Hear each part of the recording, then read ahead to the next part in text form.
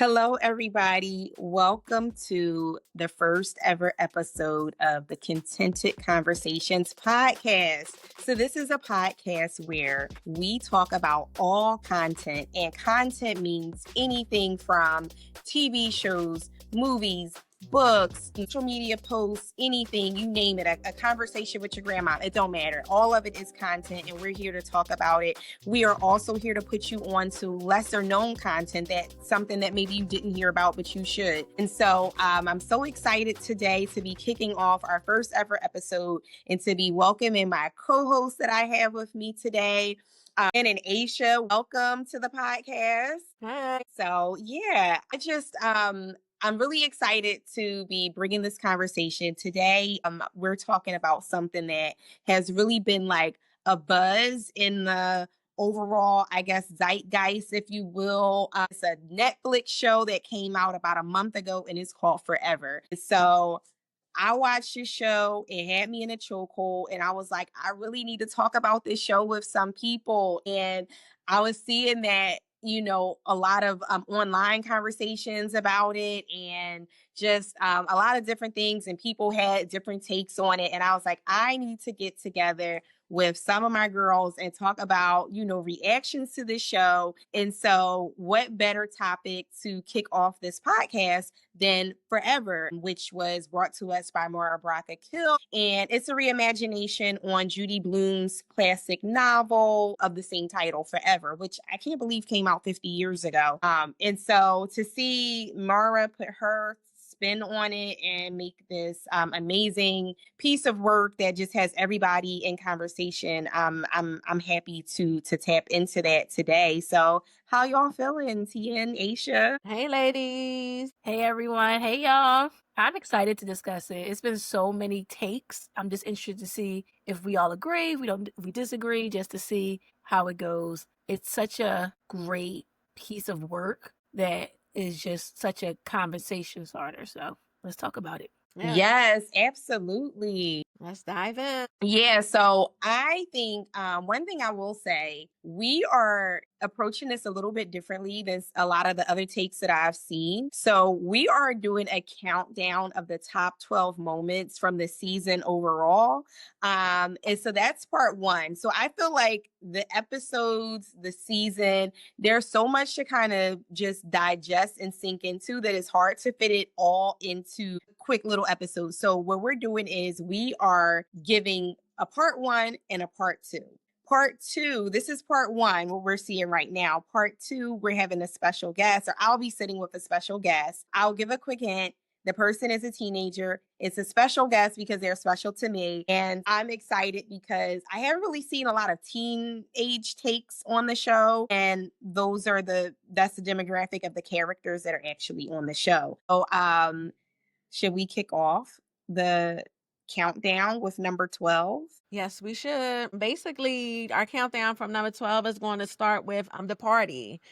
This big party and Keisha reuniting with Justin because, as we know, they met some time ago. But it was basically Keisha, and Justin seeing each other again after some years that had went past. I guess when they were kids or whatever. And then Keisha walks in all glowing, this young lady, and she spots Justin and she walks over to him. And Justin, he didn't really notice who she was at first until Keisha kind of threw out there something that happened between them. And then he kind of put two and two together and realized who Keisha was. Yes. First of all, just the visuals of that scene, I was really feeling, seeing this beautiful, you could tell you're dealing with people that got some money, first of all, Right. we see just the dynamic that he almost didn't even make it to the party because of his situation with his parents. And we'll, be getting more into that, into some of our other moments that we'll be talking about. But yeah, the party setup, the scene, all of that, it was just like, okay, let me see what is this story about? What is getting ready to happen? So Right. yeah, that was definitely, I think, was a top moment. I just think it was interesting of how I felt like she was so confident approaching him in a space of which she felt so insecure because of what we will learn later on.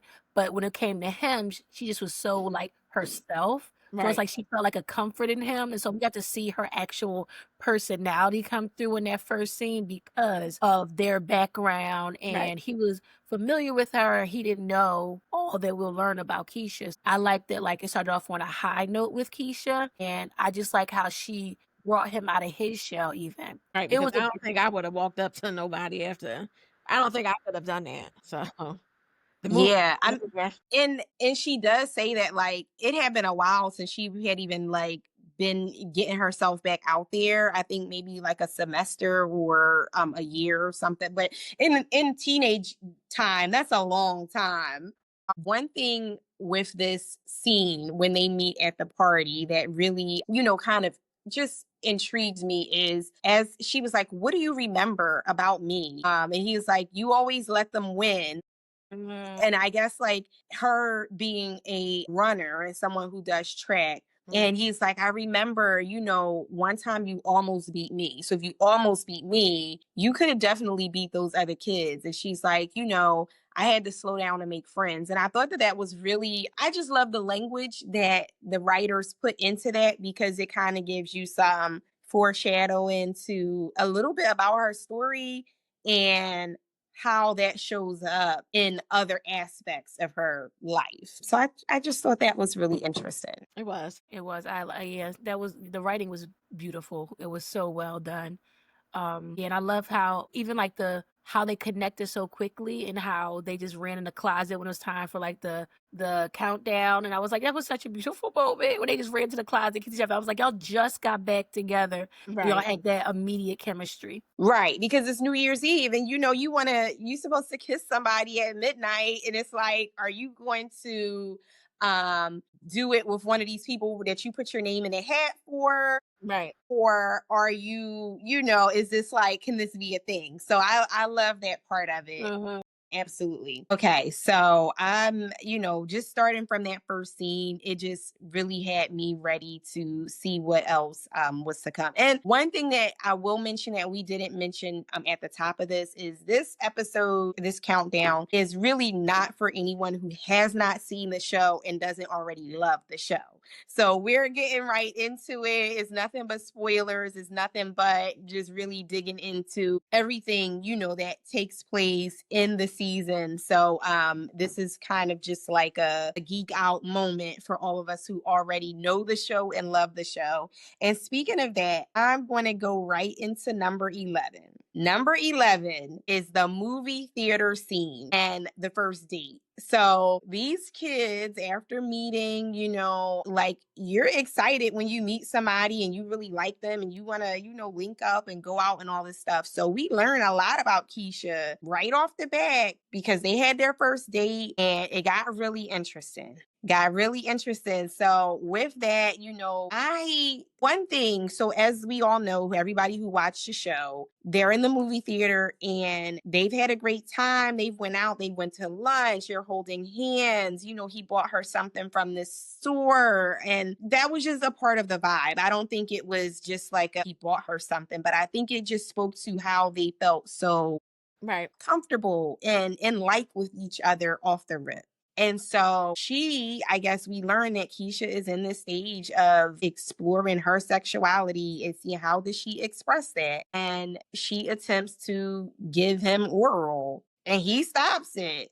So like, I just want to know what were your reactions to this whole scenario when you first watched the show? I think maybe because of the past boyfriend, maybe she felt like she had to do that to kind of show them that she liked them or to gain something from them. But she didn't have to do that with him because he wasn't looking for that, but because of maybe the past relationship that she had with Christian, you know what I mean? It kind of messed up the way that she moved in the beginning with Justin Mm, because he wasn't contemplating any of that. You know what I mean? That was far from on his mind while they were at this movie theater. You know what I mean? He just wanted to have fun, and I think she spoiled it with that because it kind of threw him for a loop because he didn't know how to respond to it. And then right. she kind of assumed that he knew about this sex tape and he was far off. He didn't know nothing about what she was talking about. And Right. I guess she kinda got embarrassed because he wasn't accepting of it, and she thought that he knew, about the sex tape with Christian. She kinda blew everything off she just everything blew up from there on, and it I'm just so messed up surprised. things with Justin. Yeah, I'm Yeah. so surprised she decided to attempt to do that in a public place after Right. the whole sex tape thing. So I was so confused. But then again, like she's exploring her sexuality and what that is in relationships and how to balance it. She's not like she's a junior in high school. Like but I'm just like, that was the only thing that I was surprised about, that she would attempt to like show her like for him by doing it in a Yeah. public place Doing after that, what happened right. before. She quickly understands that they're both new to this, and that wasn't what he was looking for. And then Yeah, I was really surprised too. Mhm. And I think, even though the show is a complete reimagination of the book, it's still rooted in like what the original premise of the book was in terms of like teen sexuality and all that kind of stuff. And so with that being said, and seeing like other interviews that the creator Mara Brock-Akil has done, when she talks about flipping the characters and flipping the genders. And so I think making the male character less experienced and, like the more vulnerable, I guess, one, Keisha is the one that's like, oh, here you go. How about some of this? Right. So, and it's like, he's taken so off guard. And then not to mention, I feel like he's probably been maybe a little bit more sheltered because you see his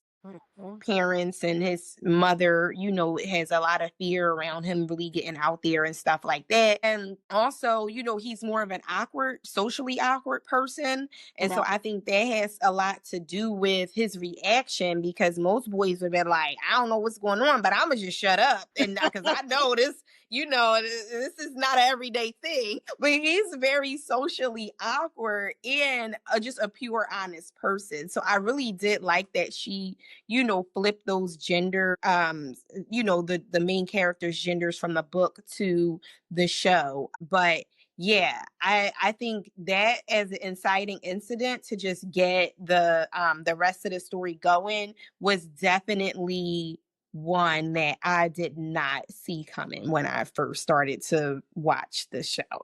Yeah. But the response also with her then, because him responding of, did you do it just to try to do it because I bought you something, triggered Right. her Right. insecurities, which then her response was very on brand for that age. You get blocked on everything. Like, I'm done Right. with you just that fast. So Yes. like that was very real and on brand for how Yeah. you respond. Yeah, I think so too. And I mean, the embarrassment because I guess she felt like, oh, this guy seems like a really pure person. And maybe she just felt safe off the rip. But knowing what she had already went through, I agree. Like, it was a little surprising that she would like go straight to 100 that fast. Like, She was going in. yeah. So I don't know. So let's see. Let's get into what's the next top moment on our list. I love this next moment. Justin, it was just so, I love the build up to it. Again, the writing was really good, and how just the night before, it's Justin's big game when he shows, y'all questioning how he's like, I'm not getting a chance to show how good I am. Mm-hmm. So to see him, Justin, take over and just put himself in the game was like, I'm gonna be, y'all don't see it. I'm gonna show you. And Yes. for it to be out of his character to not be so forward like that, it was perfect, because if he hadn't have done that, his mom, like, it's like everybody was doubting him, but for some reason he was like, y'all not seeing it, I'm gonna show y'all. It's like the night before, his mom would just say, we're not gonna focus on basketball anymore. We're gonna just focus on, early application and early acceptance and try to just get you with the Northwestern. And he was like, I don't want to give up basketball. And so he just took it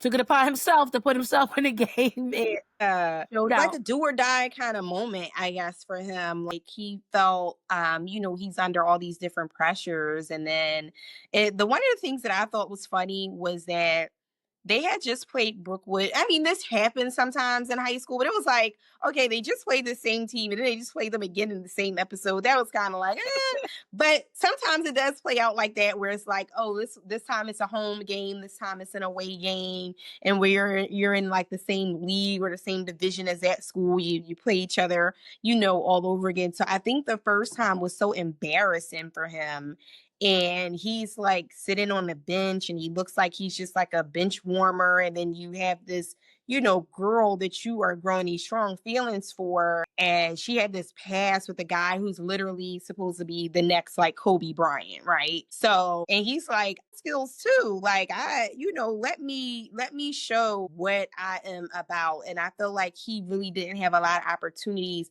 to speak for himself, because it's like people were always kind of speaking for him. I love that scene when he just like puts himself in the game. Yeah, he So, got right out there and showed everybody what they was doubting, He said, "Listen, I'm getting out here. I'm gonna show y'all. My girl done put me up with some words in my head, and I feel good, right, because And she's show everybody that I'm not just a bench warmer. Mhm. I'm a ball player." right, right, absolutely. Because when they were talking, at the after the base or during the baseball practice, his little Mhm. brother's baseball practice, and her grandfather happens to be the coach, excuse me, of the baseball team, and he's telling her like, it's later than what I thought it was in terms of this college process and blah blah blah. And she told him like, play your game, like, stop overthinking stuff, whatever, whatever. And he like really took that to heart. And so I think it's I the little was, things for him, because you yes. didn't have to say much to him, you know what I mean? But if it came off the right way and from the person, he took it and he ran with it. Yeah, yeah. And I feel like too, like one of the things, just the way that they set up the pieces of, the family, the community, all these overlapping things, the little brothers in baseball, her grandfather is the coach. I felt like it was very realistic, like as a parent. And this is just like something that I find funny personally to me. So my son plays baseball and his team was literally the Pirates, like the same in the show. And I was like, this is kind of hitting like too close to home. Like just the little details I thought were like really spot on in some instances. But just having like, the younger kid and then the older kid, like I have a teen in the house that just went through all the same stuff. So I really connected with those aspects of the show. But yeah, when she told him, play your game, he was like, oh, say less. Okay, I got you. Yep. And he showed him. Yes. And also like speaking on the baseball thing, like his Dawn was very intentional about where she had them playing. Like they weren't just Yes. in like what's it called? Ball, Mm-hmm. basketball, whatever. Like she had them training in the hood In the hood, because yeah. that's like where she felt like they were gonna get the best, real life experience with good Mm-hmm. coaches in the hood. So she would like drive him to that's why I gotta drive him to Compton to go do his training. And I gotta drive the brother to, where he played baseball. And I was like, and I think that's a real thing in California with some of like the Yeah. upper echelon Black people and just still looking for like the trainings and then beyond like the club sports and just the school sports. Yeah, I mean, I think that's so important because unfortunately, a lot of times we have to go elsewhere for like the better quality education or the better quality this or that. But it does take like a concerted effort to do other things that it's like, okay, I really need to not be so distant. I need to have like my kids connected to community and connected to our culture, because it's not just about things being, I'm over here, so it's better. It's like, no, this might be safer or this might afford us better opportunities, but that's it. Otherwise, like we need to be close to our community and for our kids to like know, really where they come from. So yeah, I really love that moment as well. And I love that the song that they had playing when he got into the game. What is it? The ASAP Ferg song. So that was it was like the music is really on point for this show too. Yeah, Yeah, but I the really soundtrack appreciate is that. really well Yes. together. Yes. So moving right along, coming down to number 9, I'll call this scene buses, trains, no bowling. So this is right after he wins the game and everybody's going crazy. I really I thought it was funny the way they did it up for like him leaving the gym afterwards, everybody's like, oh, Justin, they're trying to take selfies with him. I was like, is that really how it is after a high school game?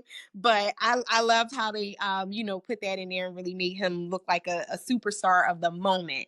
And so after he wins the game, he's no longer even speaking to Keisha at this point. He had stopped talking to her because she basically, she told him like she's not interested in Christian anymore. She's done with that. However, she has to kind of keep up this appearance for her mom. And he was just not like, he wasn't accepting of that. And so she follows him. He's like, oh, I'm going to the after party for the He didn't game. know I where just he want was the going. game. He I'm didn't know where going. he He was don't even going. know how to get there. I Right. got on the bus and said, "Do y'all take Amex?" Got on the bus and said, do y'all take Yes. Amex? I was like, She said, I got it. poor Justin. But Yes. Keisha was right there. She was like on it. And I loved everything about this scene.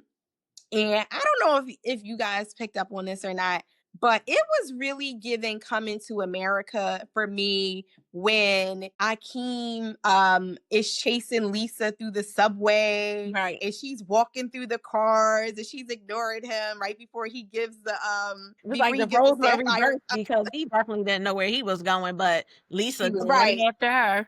Right. Yeah. So I loved it. I feel like the show did a really good job of giving a nod to some other classic Black movies. So that was the Coming to America moment for me when they're on the bus, they're on the train, and then he's like mad he's not talking to her, but she takes this is before AirPods were out. She takes his earbud and studying his Spanish. He's trying, like he's really trying to like be the person that everybody wants him to be. And so that's when he kind of starts to soften up. And I just thought it was just such a beautiful, beautiful scene. Yeah, because I thought he was going to listen to his music. And when it was in Spanish, I was like, oh.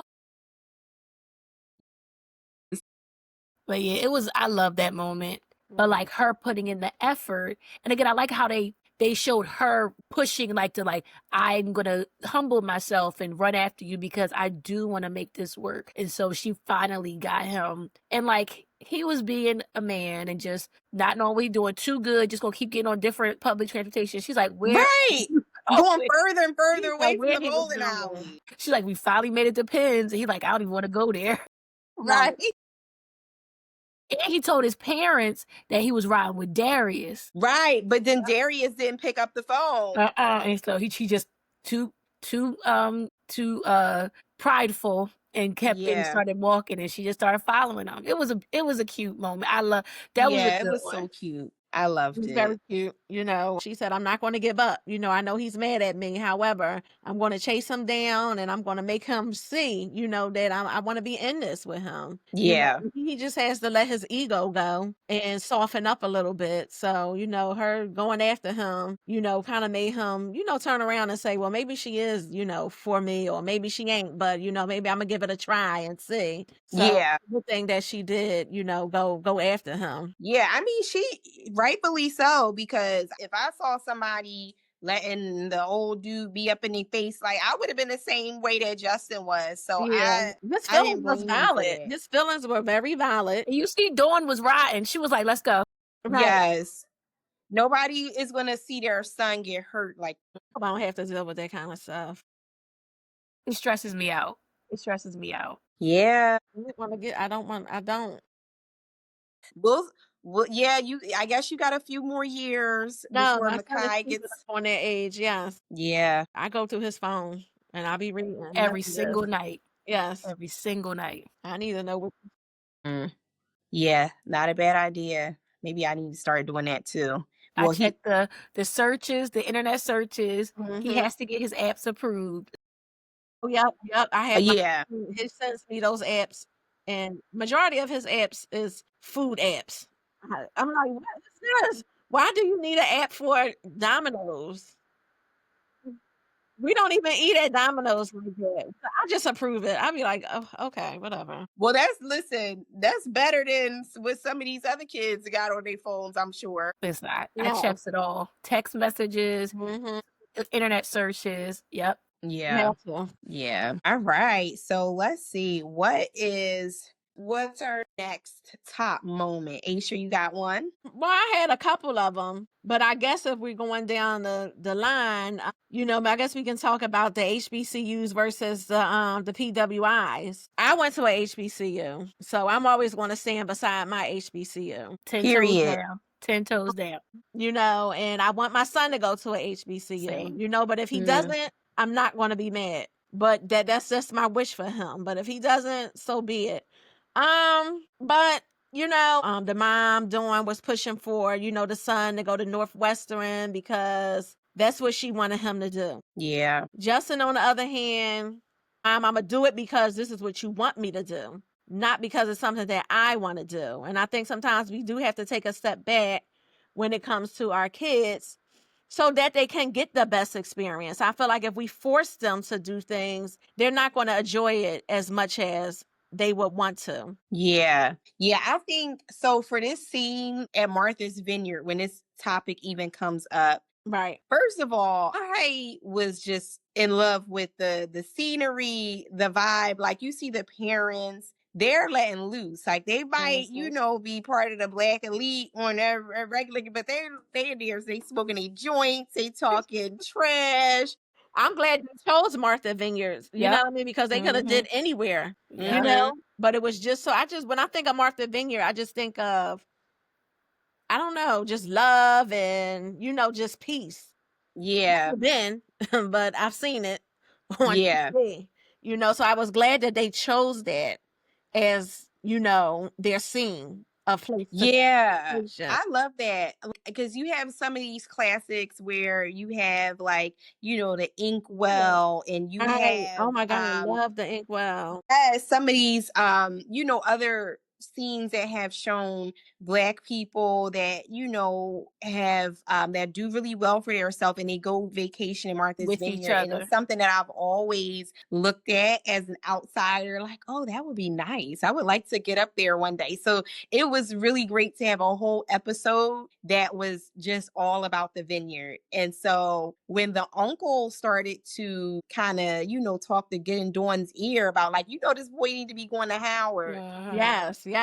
I just thought that was such a good conversation, no matter where you fall within the conversation. But I feel like it's such a prevalent conversation within Black households. And for a lot of people, to be honest, I feel like most of us are fine with listen, you're going to get your future figured out, have a good plan, and go somewhere where you're going to get higher education, get some good opportunities, and where we can afford it. And the affordability is what it really boils down to for a lot of us.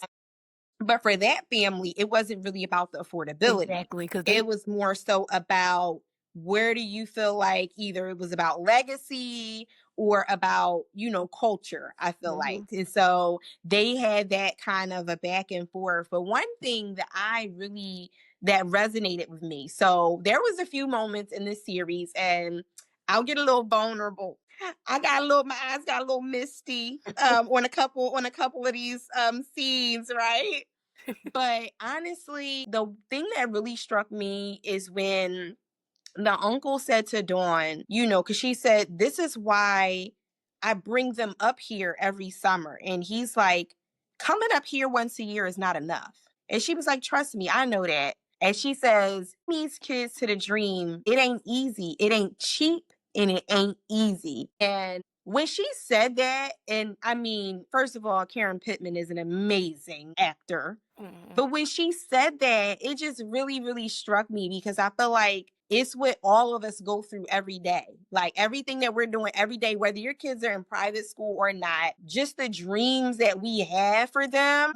Some of us may be spending more than others to get them there, but it doesn't diminish, any more or less just the wanting that we have for them to have something better than maybe what we had at that age or at that stage. So when she said that quote really, really stuck with me. It ain't easy and it ain't cheap, because it's really not. And so I feel like that for me, that was the scene that really just did it for me. Yeah, there's always a debate about PWI and the HBCUs amongst the Black community about. It's the ones like, I'll go hard for HBCUs all day long, but also it's the like, again, I said it before, my brother went to Morehouse and he said if he can go back and do it again, he loved the experience. He said, but it doesn't help him in his career in finance. He said, these white people don't know about Morehouse. Like, it's elite amongst Black people, but he was like, I could have went somewhere else, spent less money, and had for notoriety with amongst the people of my particular career path. Whereas in like education where I am, all the schools are respected equally. So then like I look at people like that went to, like my teachers that I managed that like went to Penn. I'm like, we don't have money to be a teacher. Like, so it's like you get these, hopefully the experience you have no matter which path you choose is a good one for you, but it has to be the right one for you. So Yeah. And it's a shame that, because your kids go to HBCU, and they go to apply for one of these jobs and they don't know about it. You know what I mean? That's not their fault. The person's fault that they don't know about it. That's the ignorance of the company. You know what I mean? Because I feel like if it shouldn't matter what school you go to be able to get a good job.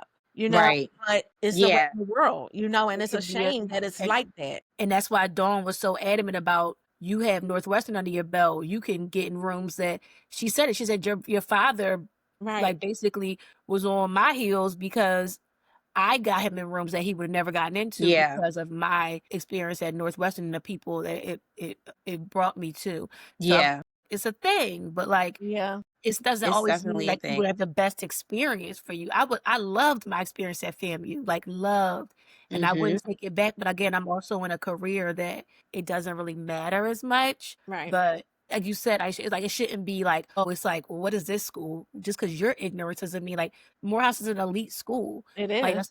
and so, yeah. Yeah. Yeah, absolutely. I think that's just a conversation that will always be a conversation, and it seems to be evolving depending on where we are socially as a country, because now that HBCUs have become so much more popular, I think, and in demand over the last 5 years, now you have so many people that some of them can't get in to the ones that they would want to go to. It's very competitive. And, as most of us know, they don't really have a lot of grant funding to give, all these different merit scholarships and stuff that some of the others can. So if your family can't take on that debt or doesn't have a lot of cash up front for tuition, then it might not be the path. So, but I didn't go to a HBCU. I wish I would have been able to have that type of experience. So I could definitely see where that value comes in, because it's something that it's unmatched. So moving down the list to our next top moment. So we have another top moment from the Vineyard, number 7. You want to get into number 7, Aisha? Yes. Wood Harris, exceptional. I love Wood Harris. I love him Mm-hmm. that he plays. He's so diverse. Yeah. Whatever role that they give him. But this role here, to me, he killed it. Yes. He just killed Absolutely. it. He executed it and he went in. I just loved how supportive he was of his son, to the point where he shut his wife down. Like, He listen, balanced her. yes, he balanced Yes. the house. It's like, listen, I'm the leader in this house, and so let me lead. I'm not going to steer Yes. him down the wrong path, but we want him. We're trying to raise him to be a man, so we have to let him. We have to let him do that. Yeah. Boundaries, of course, but listen. Let this boy be a boy. Let him try to, be a man. And he shut his wife down. He was very supportive of his son. He had his back no matter what. And I just love that for him. So Yeah. he was my favorite character in the whole. Yep. The whole. He was your favorite. I Yes. love Dawn and Eric together. It was such a Yes. nice. I They love balance them each other together. out. Yes. And also, like, even just with them together, about how like they still were so much in love with each other. Like you could see they Yes. were like attracted to each other. Like they were affectionate in front of their children. I think Black children need to They see that. need that. They need to see that healthy relationship. I agree that he was my favorite character. I love Yes. Eric. And that was that what you both of you mentioned and what you just mentioned, Tien, about that affection and everything, because we saw the scenes where there was not necessarily affection because there was a little tension, which every relationship and every family dynamic has that. But so, a lot of times when we're seeing our stories on screen, we only see that part of it. And then we might, we can be left to imagine like, oh, they have a loveless marriage or whatever. But the creators was like, oh no, let's be clear. This is still a thing. They are very much in lockstep. And this is just, this is how they work through their family dynamic. And I love that. And so when in Martha's Vineyard, because I feel like this episode was just packed with so much stuff. So when Wood Harris or Eric talks to Justin on the bench and he has to tell him, like, Keisha's on the vineyard, because, Dawn was being shady. She wasn't She going to was tell like, him at all. He's like, it you told the telling me brother my son Jaden, or but not? that not say She's a nothing. black mom, Yeah, I was she telling like, him no, because I would have been the same way. Yeah, yeah, he in the room depressed. He don't need to right. be going through no more changes. Let's leave her where she Yeah. is. What she doing So here? yes, and he talked to his son, and I thought, I love the one thing that they slid in there during that conversation, because he's like, "What, you and mom getting divorced?" And he's like, "What? Yeah, Them? We ever get divorced? It's gonna be because she leaving me. Because your mother is a lot, but some men can't handle women that are a lot. Mhm. I know she's a lot, and I got her." And I feel like for any women that feel like they are too much or they're a lot, I feel like that was a balm for the spirit, because it's like, you know what, right, to be a lot sometimes, and somebody can still love you and still have your back and still be the man that you need when you need strength or when you need vulnerability. Yep. And so I really did love that. What did y'all think about him telling Justin, like, just that moment about, you got to go through the fire, like, you got to face it if you love this girl, see what she's talking about? Do y'all think that was good? I think it was good, but I'm just like, I always have in the back of my head, like you said, actually, like, I have a son, and I'm like, how would I navigate that situation? I probably would have been like, Dawn, like, I ain't saying nothing. So because you're not gonna hurt my son and have him. You got him in his room, like, we on vacation and he up in his room sad and everything. But at the same time, again, I just love seeing healthy Black relationships, from the relationship of the marriage to also the fathering part. And like you said, like, she is a lot, but she also knows when to let her husband be a husband. Yes. And that's a great, image to show. And let's also talk about, like, the platform of Netflix. It gets to everybody. Mm-hmm. This is like Right. to see it, and like, It's important. and like, like with the vineyard showing the dynamics of white people, do they think at the vineyard, and so do Black people, and it's very different experience. Right. We had the experience out there also, but yeah, I think him, like, letting his son, like, you make the choice. Like, it's okay to be vulnerable if you feel like you can. There's still something there. Yes. That was a great moment. Yeah. I was like, okay, because when the other girl, The cousin, or the cousin, right? cousin. She was really cool. She was getting on my nerves, because I'm like, Girl, sit down. Justin ain't ready for all that. You know what? I could appreciate She was giving him too much. just her kind of angle, because she's like, I almost gave it away to the wrong person. At least I know with you, like, I would be safe, like, we could figure it out together. And sometimes these kids, I think it's a lot of anxiety around, like, I don't want to be the one going to college and I'm still a virgin. So I think she was coming from that angle, like, okay, look, this is my last summer. Who else is around? Justin's right here. We ain't really related. Like, we ain't really cousins. So okay, it ain't no blood over here. So I was like, is he going to take her up on this? But I was glad. I really liked the cousin's kind of angle. She wasn't too attached. She's like, listen, if you have voicemails from her, whatever. And she put him on to, like, yeah, you can still leave messages even if you're blocked. Right. So I thought that was really interesting. And it also showed, like, Keisha, showing leaving all those messages, like, I'm not gonna give up. Give up. So, like, he's like, oh, she made herself vulnerable, and so is it worth fighting for? It is, if she went through all that. Yeah, she didn't give up. And kind of just like the way she chased him down on the train, it was like that times 10. Like, you follow this man across the country Right, but and how showed lucky up. was she that her friend was going to Martha's Vineyard? You know what I But mean? her Mhm. friend wasn't That she going. The right. friend was like, I never come up here, but my always wants me Wants to me to come. come. Right, So right, right. he said, That's right. let's go. So This is, Right. yes. yeah, but She having the fulfilled her connection to the friend, friend yes. to be that close that it was nothing for her to go with her To up. go. Right. That's a totally different lifestyle. Yep. So yeah, I love that they showed that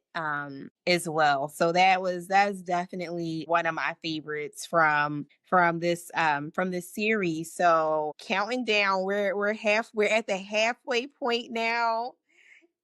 Top moment number 6. This was the reunion. This scene, first of all, visually stunning. Okay. The music was beautiful. And I want to know who did the wardrobes because, first of all, Aisha's wardrobe, her costuming, she has some good outfits. Sounds like for her mom to be scraping and busting her behind, she throw that stuff on. Like she has some nice outfits, but they both just look so beautiful.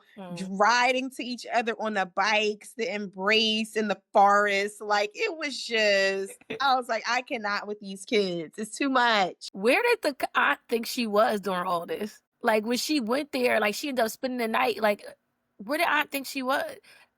Like, they a little different with, like, freedom. Yeah, I thought that too because I'm like, okay, she spent the night, then she got back from Oak Bluffs to the white part, whatever that part was. And then they came back to the beach the next day with the whole family, the girlfriend's family. So I was a little confused on that too. I don't know. Yeah. But it was who decorated the barn with all the all the lanterns and everything? I was like, was it just decorated like that? It's like, I guess it was like just I don't know. That's a good question. I hadn't the thought bed about on the floor, having a match on the floor, like, is that just there? Like, so many questions. See, But I took it as like it was an extra part of that house, and it wasn't really like a real barn, but like maybe the kids go and hang out up there. That's what I thought. But yeah, it was a beautiful scene. And this was really like the first scene, I guess, where they really like went all the way,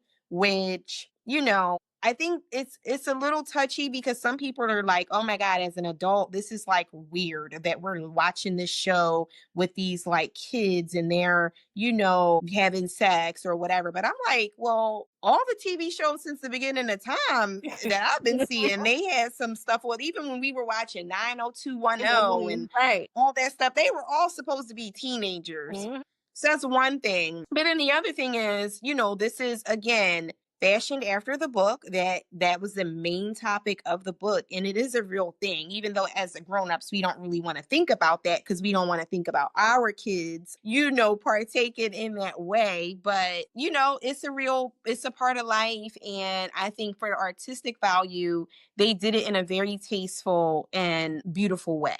I will say that. I agree. Yeah. Like, to me, looking at it, it didn't feel inappropriate, but I have seen a lot of dialogue around, like, is it appropriate to show children, children having sex? And I was like, but it's the real, like, I'd rather see it in this way or it being shown in this way of like healthy and, shows the like all the dualities of like Keisha in the sex tape and then seeing how like and then also like even with him assuming that she wasn't a virgin, like he assumed because of the sex tape that she was doing right. and she was like, no, I've never done it before either. Like, it was just like, it was very telling. And I just like, it doesn't have to be like now. And also, let's remember, this was 2019. Yeah. So like 6 years ago. And it's like, everything is so hypersexual focused nowadays. And like, it felt like a breath of fresh air of like teenagers and sex, and not like it showed like the difference of the sex tape versus of reality. Because like to me, the sex tape was the representation of who she was. Right. Yeah. I agree. It was innocent to me, you know what I mean? Because it wasn't forced. Both of them were on the same page, you know what I mean, Mhm. sexually. It was intimate. However, it was innocent, you know what I mean? It wasn't like, these two didn't know each other and they just got together and just laid down and had, intercourse, you know what I mean? Yeah. This is what they wanted, you know what I mean? And they tried, it happened, and it just was innocent, you know what I mean? This is how stuff happens, But, Yeah. the dad prepared them, Yeah. Yeah. prior His to dad did prepare condoms, him. hey, listen. His dad did prepare him, and he had a couple other, I think, kind of almost scenarios, which was, I think that was kind of consistent with the book as well. But yeah, I thought for this one, they did kind of, just try to show them in a tasteful light, but to convey to the watcher that like this was the moment where it actually did, go down. So yeah, definitely the Martha's Vineyard episode was just full, just packed with so much going on. And so I am now think kind of going out of the Martha's Vineyard episode and going down the line to the next one when it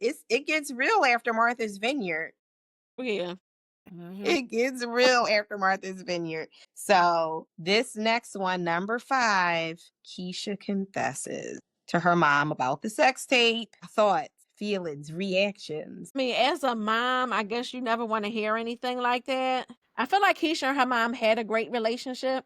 They had a close relationship. However, as a teenager, to have to tell your mom something like that is embarrassing. And it's, it's hurtful, not only to her because she was caught up in this nonsense, but Right. to tell her mom that, and her mom just was like, whoa, that was a shocker to her. I was kind of upset with the mom a little bit though. Her reaction, because it just was like, oh, and I don't know if I'm jumping ahead of anything, but the mom was just like, basically, I done took on this other job because, X, Y, and Z, and she just stormed out the house to go to work. And I guess it was because her mom I felt like she just wasn't supportive enough at that time. She came back around, but at that time, I felt like, she could have been a little bit more supportive to Keisha. I don't know, but I guess it was just a shocker to her with everything Yeah. that went down. I don't know. I don't know how I would have, probably handled that myself as a mom, so I can't really say she was wrong or if she was right. But, for Keisha, I guess, it was a lot. Yeah. Processing that in the moment of, Right. I guess her being so overwhelmed in general with just working the 2 Work jobs, and trying to pay bills. Yeah. the whole She had a paying the lot on bills, her. the whole prom thing, like all that shit. I'm busting my butt, and then you sit Yeah, up you here and come do with this. this But like, nonsense.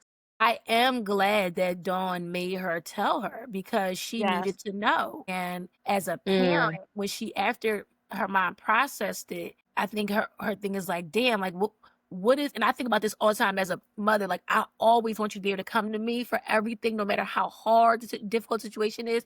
And like, what was the barrier to you not coming to tell me? Like, you have to go Right. through this by yourself. Yeah. And that's where Dawn's, because initially I was like, don't need to mind her business. And I was like, no, as a parent, you understand why she said the school failed her, Christian had failed, like, oh, so many people, like, and her mom deserved to know to like advocate for her. Right. Right. That was, I did, like, but initially I was like, don't need to mind her business. But I was like, no, Dawn did the right thing. And it was put in, not Christian, it was put in Justin in a difficult place to have to tell her that she had to tell Yeah. her mom, but it needed to happen. Yeah. Yeah, that's a tough call. I don't know if I would have what I would have done in Dawn's case, because you do think like this other person's mom needs to know. But I would only say it's okay to do that if you know that the person is safe to tell their parent, because sometimes, you just never know what kind of repercussions can come from things with other people's family dynamics. And so that's a place where I think I would have been a little bit on the fence about that. I mean, in the long run, it was good that Keisha's mom did know, because she was going to find out some way down the line. And the longer that you keep, lying about something, it's just like, it's the buildup. It's the having to keep telling another lie. The same way she had to go on the prom because the mom didn't know. And then she had to act like she was still with Christian. And it was just too much. Yeah. So Yeah, I think that, just it worked out in the long run, but this conversation between them, it was just very uncomfortable. Like even as a viewer, like I felt like I had to tell somebody a big secret in this scene because it was just like so much tension. And I can understand where Keisha's mom was coming from with her reaction for sure. And it's easy to judge, like, of course, as just a viewer of the show. Like, well, first of all, she really wasn't there the way that she could have been in terms of being a safe space for her mom, for her to talk to her mom. Because there was even a conversation after Christian bought her the flowers. And she's like, well, baby, did Christian do something? Did he mess up? But she didn't be quiet long enough to hear her daughter's response. She was getting ready to actually respond. And then she just started talking again about how whatever it is, it seems like he's really trying his best. And sometimes when people feel like that they have, a good opportunity, like, of course, that I think that would have been a good opportunity for Keisha to be with an NBA player or whatever. People will overlook things, not even that they're intentionally trying to overlook it.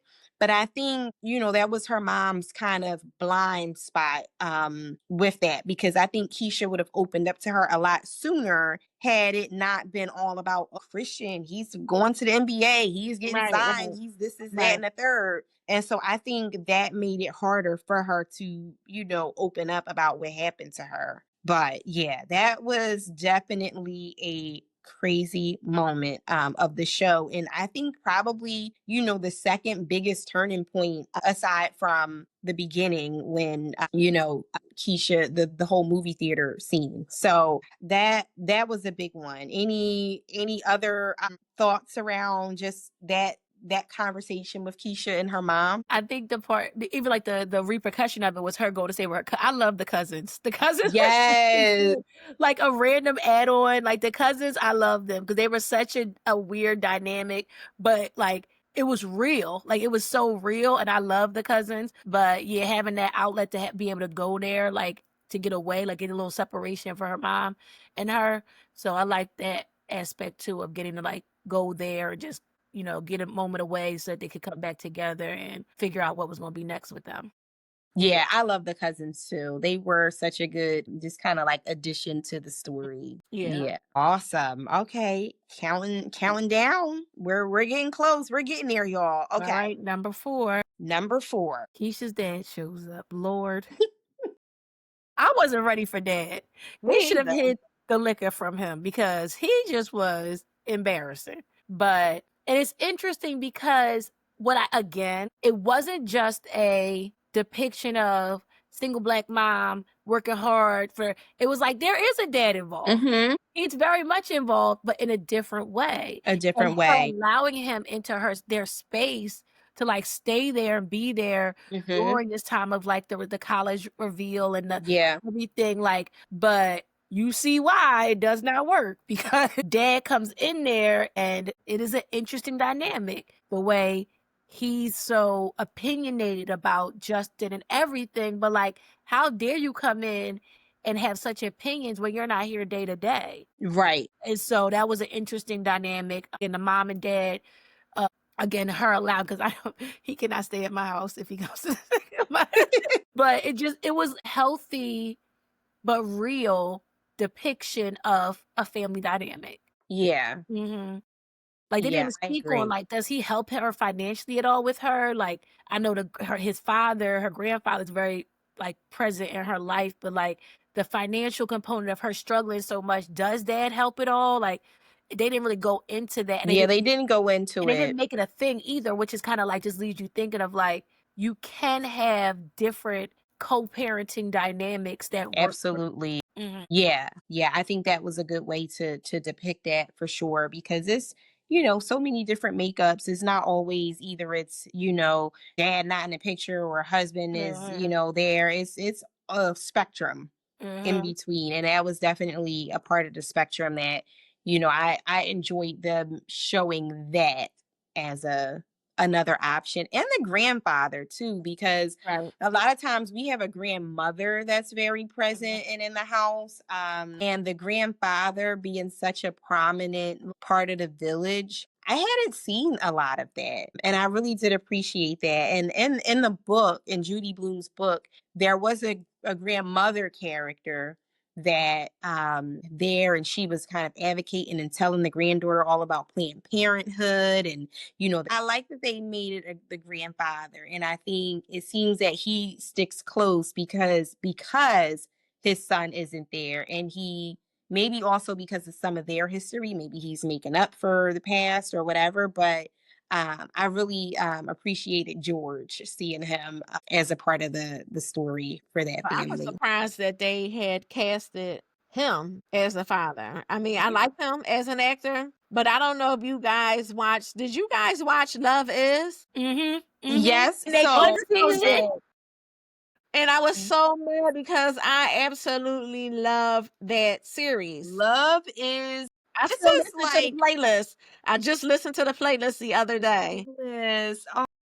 It was so good. It was I need to good, listen right? to it. But Love Is was amazing. And I feel like nothing has really been able to capture what she captured in that first season. And it was very Mhm. unfortunate that they Right. had to like can it because of whatever, Mhm. stuff was going on at that time. Right. But seeing him go from a love interest to now only like few years later, now him being the father to Right. someone going to college, it did kind of seem like, oh wow, he's a dad already. Right. But yeah, I loved him from Love Is, and I was happy to see him back on the screen too. Yeah, and I mean, honestly, I felt like even though they brought him back, because he wasn't, I guess, around, but he came in and I think he was kind of a pivotal role in her life, because he did remind her like, listen, he reminded her of her worth, you need somebody that's going to support you in your Yeah, so even though he wasn't around, he still had her best interest at heart. Like, hey, you know what I mean? This is what you need in a partner. You know what I mean? You need somebody that's going to support your dreams and support you and know what they want.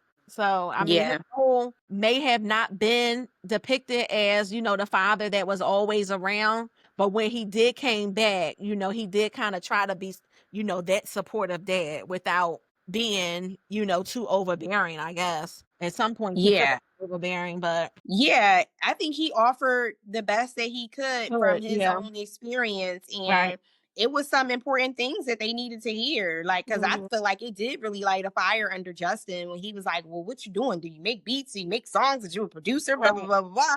So I feel like it did kind of like wake him up. Like, oh man, her dad is at me. Like, I need right, to really like figure out what is it that I'm doing. And that conversation that he had with Keisha on the couch, just about like, make sure if you want to be with this boy, like he's not just making you his prize. And that's pretty much all he has in life is you. right, Like, because he was speaking from experience. Like, because look, that's what I did. That's what I was doing with your mom. right, So, that's the best And experience that or the probably best teacher. that talk might be like was like kind of like a forecasting the when the whole him talking about possibly going to Howard, and she like, all right now, hold up, like we have Yeah. this. So yeah, like that could affect. And again, just because he wasn't around a lot doesn't mean that he didn't drop some gems in her. right, Yes, absolutely. right. Top three, top three. Top three. Okay. The number three. What is our number three moment for this season? The prom night. I love this Uh, scene. I Yeah. love this scene. I love how they depicted just like joy with celebrating that accomplishment of like Hmm. that prom, like before graduation. Of it was so black, but it was so like it was Yes. just such like the imagery, the dancing, like it The was dancing. real. It was dancing like, and I was like the dresses were like it was real. It felt very realistic, and it was just I love that like being on a pier and everything, and it was just I just loved how it showed the culture in such a Hmm. positive way, and how like us being Philly people, we know how prom can be like Oh, yeah. it was over the just top. I loved it. Over the top, but, like, this just felt authentic and real, and just I loved it. Yeah, it did feel authentic. I mean, I like that it looked like they had a theme of like a sneaker ball, Mhm. which I was like, okay, I think maybe, they might now. I don't know if they would do that in Philly, But for wherever they were for this storyline, it worked, and everybody was super cute, and the sneakers made sense because they were on the pier, and then they were on, what is it, the merry-go-round or whatever, and it was, wait, is that the merry-go-round? No, that's Ferris wheel. the Ferris wheel. Right. Yeah, not the merry-go-round. But it was just so cute. It was just a vibe. And I think that we didn't see Justin's prom. I was like, did they go on his prom? Did they only do her prom? I guess they didn't They even went go on his prom because she mentioned, like, my prom was your better than prom is your better, prom. right? My prom is better than yours. That's right. They did. I was like, they didn't show his prom, but No, they didn't. I That probably think was intentional.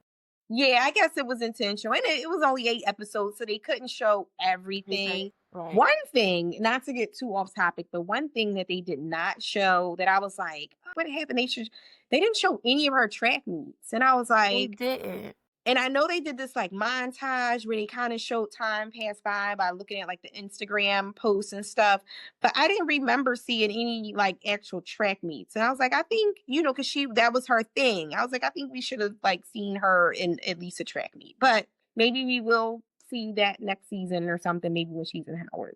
That'll be later for my predictions. Right. But I really did love the prom scene as well. And I think that the prom, it had him energized and feeling like, I want to be around other Black people where I go to school. So, like, that kind of, took their conversation to the next space in terms of like what he's doing and kind of like his low level of direction in that moment. Right, because he was willing to, uproot his plans and go to Howard. So Right. listen, this was a vibe being around all these Black people. I still get to be with Keisha. Maybe I need to go ahead and go to Howard. But Keisha Yeah. wasn't feeling that. No, she You was know, not. Yeah. And I think that impulsive nature, maybe with him being ADHD, right. he got that thought and just kind of like, oh, well, this could be a But thing. also, it showed that he just wasn't sure what he wanted to do. So, like, he did not have a clear path of exactly what he wanted to do. So it just, Yeah. oh, this might work out. I'm still going to college. I could be with Keisha. Like, it just, and I'm glad that she was so clear about her Which, path. And like, and she understood him. Like, this isn't what you want to do. Like, Right. don't come running after me. I can't. And like her dad said, you can't be his everything. right. Figure out what he wants to do. Absolutely. And Yeah. that's a That was mature thing to really, do, though. yeah, that was really, big. And they kind of started to break down from there, I think. And Yeah. I think I he took will. it more as a sign of rejection Mm-hmm. from her. Mm, Like, well, why you don't want me to come to the same school as you? What's that about? Because in actuality, I think we all probably would have felt that way. Because he was so so this is what I want to do, at the moment. He was living in a At the moment moment. at the time. And then he, expressed that to her. And for her to give him the reaction that she did, he just was not receptive of that at all. And I kind of felt bad for him, but I knew the place that she was coming from, but he didn't, it just didn't resonate with him the right way. yeah. And I think that was really wise of her because a lot of people at that age would be like, oh, yeah, my boyfriend, he coming to. But it's like she Right. really had a clear vision for her life. And at no point did she want to be like on it. Like she envisioned Howard already for so many years. And Justin was not a part of that vision.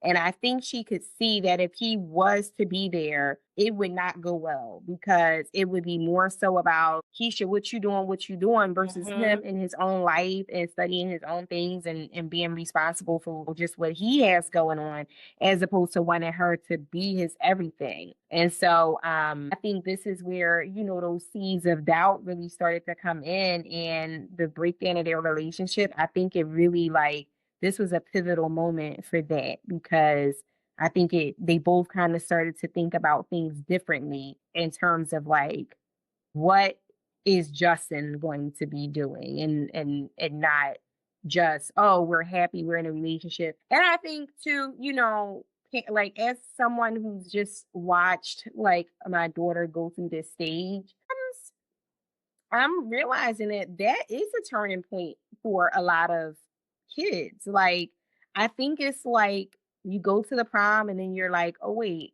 I'm about to be grown in 5 minutes. What is really happening? It's just like kind of like a sober moment. And so, yeah, I will say that kind of mirrored some things that I've seen kind of take place just in real life, with her situation with my daughters. Yeah, senior prom can definitely be a make or break for a relationship, or even just to as somebody's thinking about how they're moving forward within their own future. So now we are down to the top two moments of for the season one of Forever. All right, so you want to kick it off, Aisha? I guess I can do that. I can kick it Okay. off. And then this breakup was hard for me. I'm So not this even not gonna. Yes, it was hard for me because I didn't see this coming. I didn't feel like he was going to do this. Like I felt like I wanted them to work through it. I just wanted y'all to make it work. But he felt in his heart of hearts that he had to, I guess, step back so that he can find what it was that he needed to do and find his way in life. And I respect that, because he didn't want to drag her along through all of whatever his confusion and trying to find what works for him. yeah. So, I felt bad for Keisha, because she couldn't understand, why he was doing this, but he had to do it for himself. So, I mean, I respect that, but it was hard for me because I'm like, no, why? Like, Justin, why are you doing this? I felt like you Yeah. want the up a perfect kid. happy ending together Right. forever. Forever, right? Like the title says, Yep. I thought forever. he was breaking up with me, and I'm like, no. It triggered something in me. Like, no, you can't do this. So I feel like number two is a combination of the breakup and Justin telling his parents of what he's, how he's really feeling. And Right. the reason why I would say that it's kind of tied for number two is because I feel like they go hand in hand. Like it's all a part of Justin coming to grips with the fact that like he needs to really like stand up and be his own person and actually say to himself of who that even is, because Right. I feel Like like he did sometimes it's know. easier for you to define it for yourself when you're able to verbalize it to other people, maybe, especially when those people are like the closest people to you in your life, like your parents, who, in a lot of cases are the earliest people that dictate to you who you are, whether it's through like literally telling you or just showing you, this is kind of who you are. This is who we are as a family. This is how we operate. This is the school you go to. This is what you learn. This is what you'll do as a profession.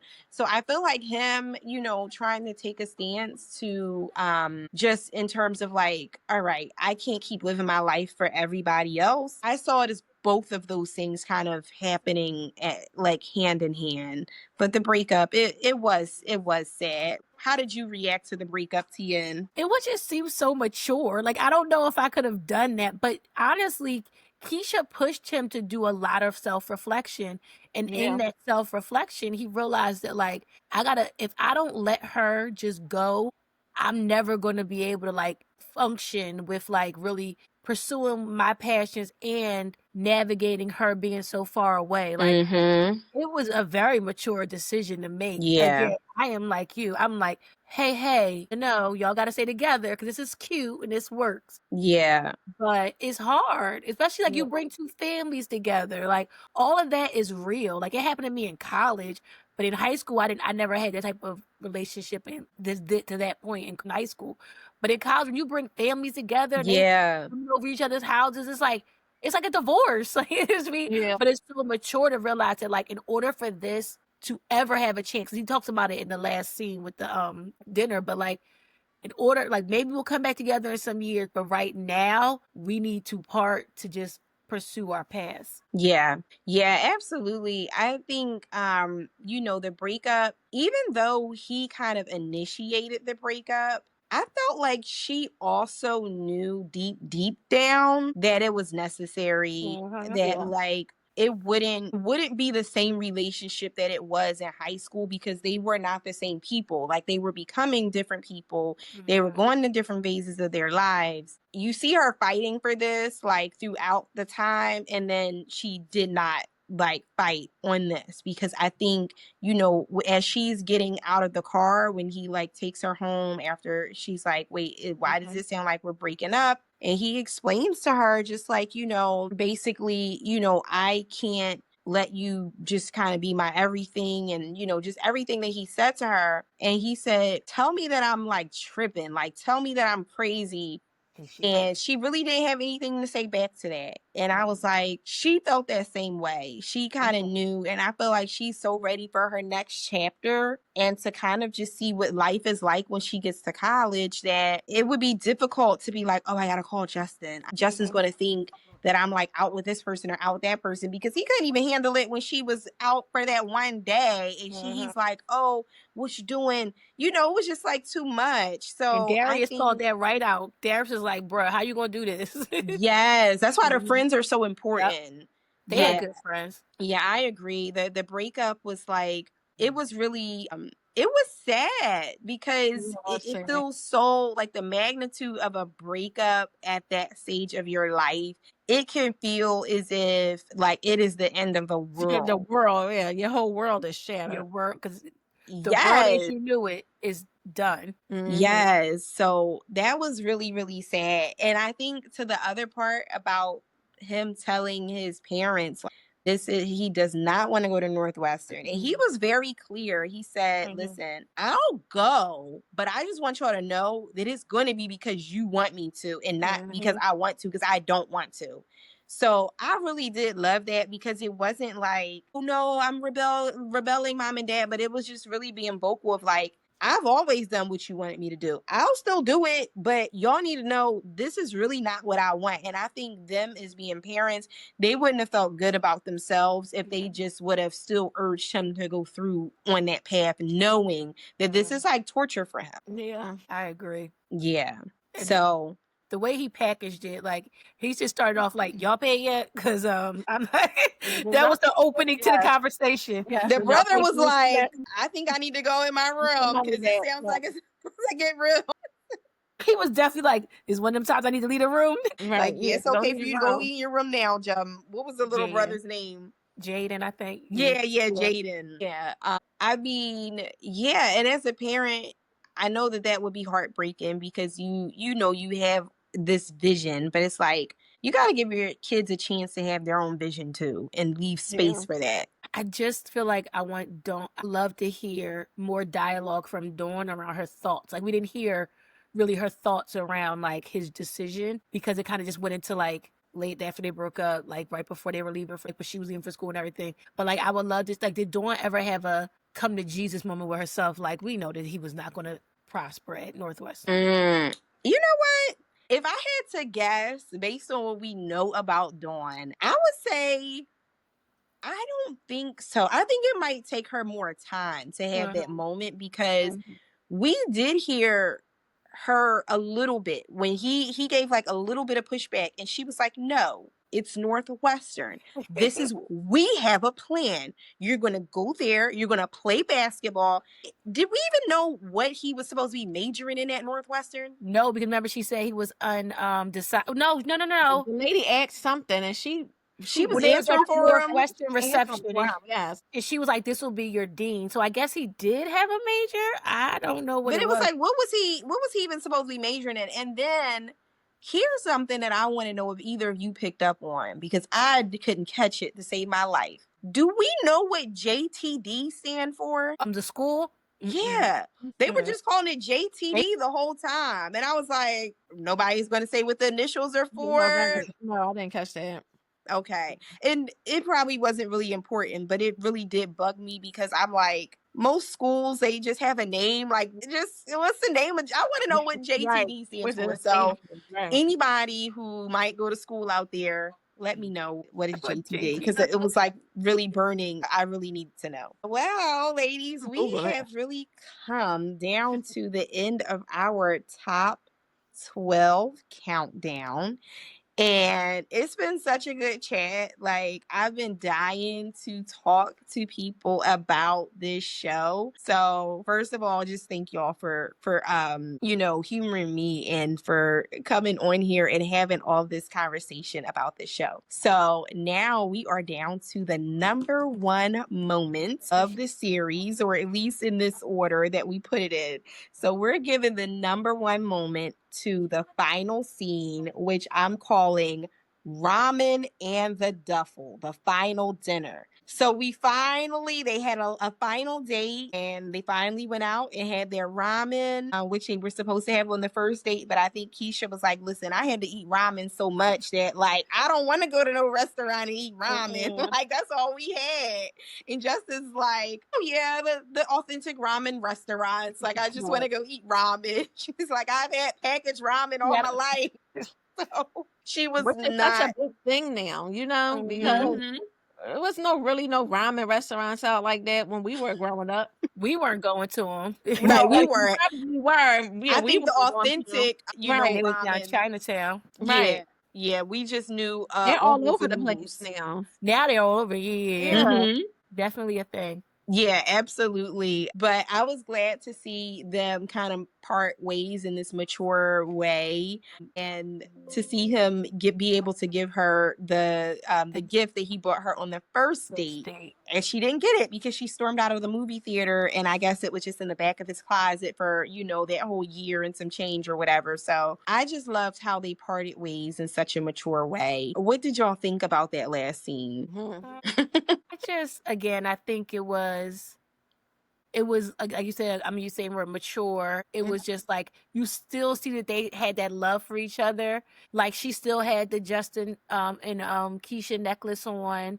So like, she still, like, I still have high hopes that in the future, I do want them to go off, find their own selves, and come back together. That's me just already jumping about predictions, but like, I thought it was a great scene because there was no animosity, there was no resentment. It was just a conversation, a moment before they went their separate ways. And the duffel bag tied in. Like, I liked that was a whole like tied in moment of like from the first date to like the last date. Yeah. Yeah, I think the scene was emotional. However, I think because they had this great friendship, all of the years or the time that they spent with each other, they built such a great friendship with each other that, the breakup was kind of easy, the walk off it was emotional, but because they had that friendship there, it made things a little bit easier for them to separate. It wasn't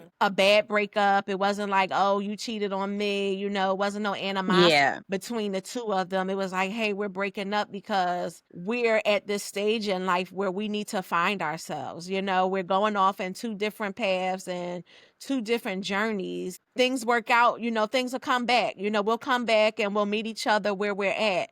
But for right now, this is where we're at and this is what we need to do. And I feel like friendship that they built, made it a lot easier for them to, split. Yeah.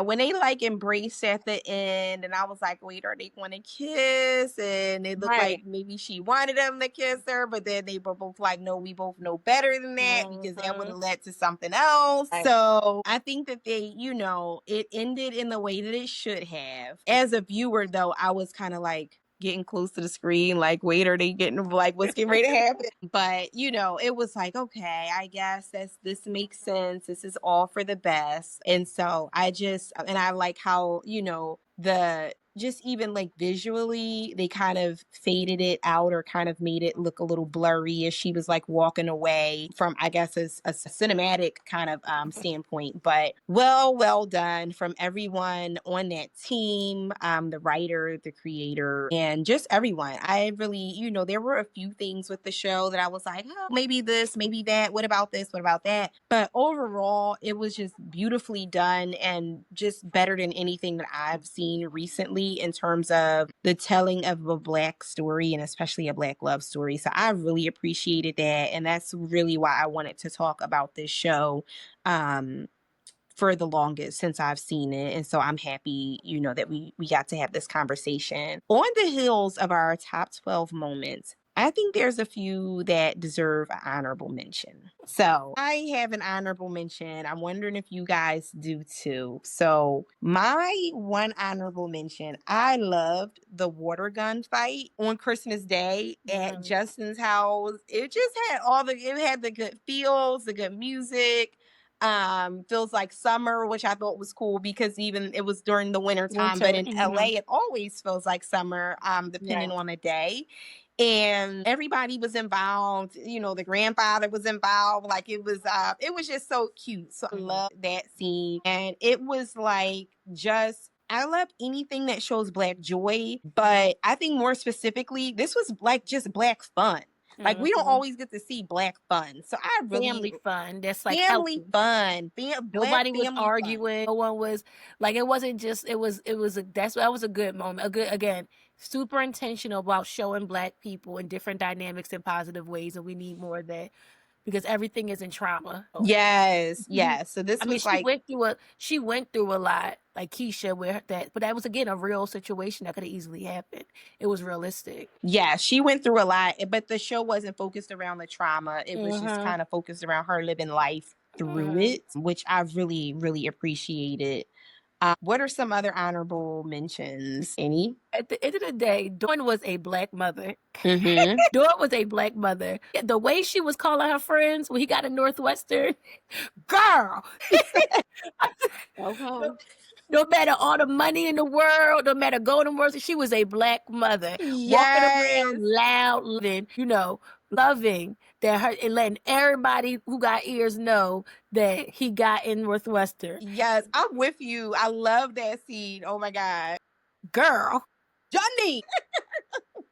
Yep. I said that is show her again. I just and another one more for me just on Dawn, like her intentionality of wanting her, like I don't care what school you go to, I want my son to be with a Black girl. Like that was another real theme that I think was real.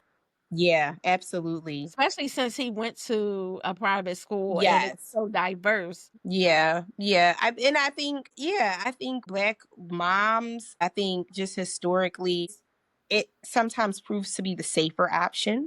Right. In terms of just things that can happen when you're out here and you're dating different races and white women.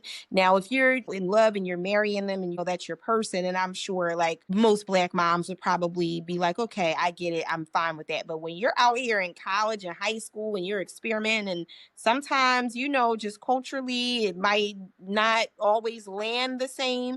And there could be some things that just are not safe for our boys. And I get that as well. And that's how she navigated him as a parent anyway. She was always worried about him, and just as a Black boy. And she's like, it feels safer. Like you said, the safer option is like a great way to package that. Yep. Because we have a different lens with dealing with a Black man than someone else. Yes, absolutely. Yeah. What's your honorable mention, Aisha? Well, I got a few honorable mentions.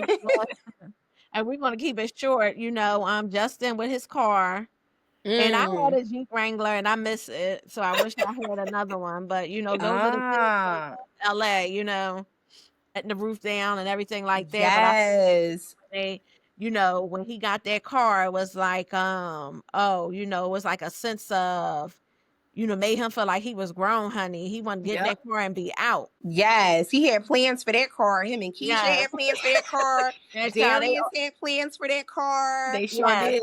Everybody had plans for that car. And Dawn, you could see that she was so happy to like be able to gift their son this, but you could also see she was really scared too. Right. Yeah. And it's crazy because I think about stuff like that now. He's only 9, and I'm like, I want to be able to get him a car, a nice car, a reliable car. But then I'm scared him out in these streets, and like, it's just like I think about the stuff that Dawn spoke about out loud, of the fear of raising a Black son in this and that made it so more realistic to the times that we're in right now, Yeah, absolutely. I'm gonna be honest, when he got the car, the night that he went to go comfort Keisha because she went, and like the dad was like, no, you go be with her, whatever. The first time I watched it, because I've watched this now a couple of times, and the cops pulled up Oh, God, behind I'm him. so glad I they cut it went off. past I said, him. I can't, I don't have time for that tonight. Like, I was like, I literally, Right. because I was binge watching it. And when that Yes. scene came up, I cut it off and said, I will deal with this tomorrow because I can't deal with trauma right now. Trauma. Right. Then I turned on the next day to finish watching. I saw it wasn't even a thing, but like, I'm so used to like, that was going to be a situation. I was like, oh no, I'm not ready for that right now. Like, this is, Right. I'm glad they didn't put that in there. me Yes. too. But Me that's so too. real. That's so It real, is Tienne, real. It is because real. yeah, I feel like we, as viewers, we have to be able to like protect ourselves because Uh-huh. you know what your limit is. And And I I was like, you felt know the what? same. I literally turned it off for the night. I was like, this is my time to stop right now. You said, I here we felt go this. with this. Yep. Like It was Dawn a was trauma, right. you know? Dawn was And it's right. like He got pulled over. I've never dealt with that personally, but I feel like it, it hits me in a place because we see it so often. Yep. Yeah, So it is like a absolutely. trauma bond. It is Yep. trauma for us. It's I felt trauma. so relieved when they were like not air. I was like, whoo, thank you, God. Like I felt like I Right. was doing in that moment. Right. So yeah, I definitely feel you. And I'll say my final honorable mention moment is when Keisha was getting up at 4:30 a.m. to train, and her grandfather Right.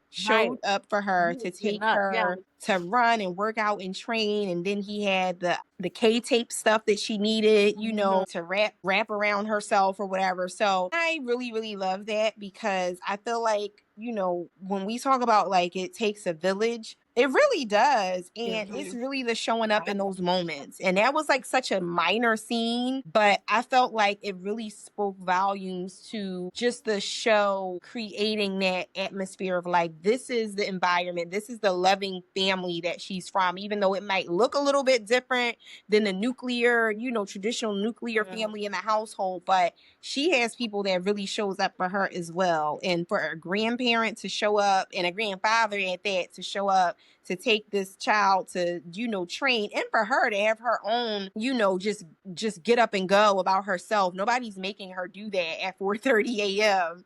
And so it She really was a true showed athlete. how dedicated she is as And an he athlete. was a coach. He was an athlete also, so he knows what it Yep. takes. He was there to show up since her dad wasn't there. I Yes. love that dynamic too of George with her. Yeah. Yes, I love that as well. And I love talking about this with you too. I have some thoughts on where this story could be going next. Any quick predictions for season 2? I don't know if it's a prediction, Okay. but I think one of them is going to end up in a relationship with somebody else. I don't think they both will. I think one of them will. And I also want to know how they're going to tie in the pandemic, which I hate that for us. Yes, I'm kind of right there with you, Tien. I'm right there with you on my thoughts. What you have any predictions? Well, Aisha? I mean, I do. I want to predict that they get back together. However, I feel like that's everybody's probably prediction, and it's too realistic.